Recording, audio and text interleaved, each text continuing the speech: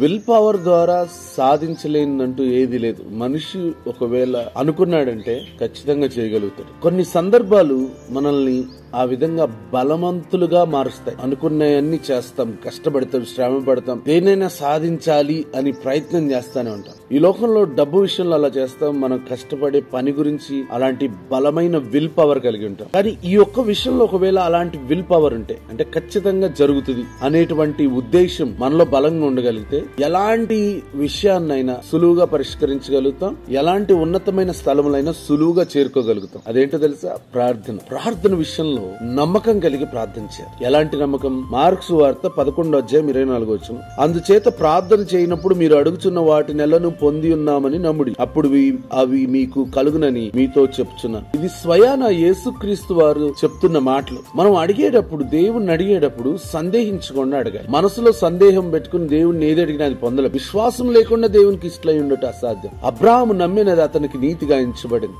దేవుని నమ్మి ప్రార్థించగలిగితే మనం అడిగిన వాటిని పొందాము అని నమ్మాలి. ప్రార్థన చేసేటప్పుడు మనం పొంది ఉన్నామని నమ్మాలి, పొందబోతున్నామని కాదు. పొంది ఉన్నాం, ఎందుకంటే ఆయనకి అసాధ్యమైంది ఏది లేదు. కొంచెం లేట్ అవ్వచ్చు, కొంచెం ముందు అవ్వచ్చు, ఆయనకి తెలిసి ఏ టైం లేవు. నా కుమారుడు డాక్టర్ అవ్వాలని నేను కోరుకుంటాను, ఆ పిల్లోడు కూడా అదే ఉద్దేశం ఉంటుంది. ఆ ఉద్దేశం ఉన్నంత మాత్రం నా నర్సరీలో స్టెథోస్కోప్ తీసుకొచ్చి మెడలేసి నేను సర్జరీలు చేయించలేదు. ఒక ట్రైనింగ్ లోకి పంపించి అతను ఒక డాక్టర్ గా మలిచే మంచి తండ్రి మన దేవుడు. కాబట్టి అడిగినప్పుడల్లా మనము డౌట్ లేకుండా, అనుమానం లేకుండా, సందేహించకుండా అడుగుదాం, ఆశీర్వదించబడదాం. God bless you.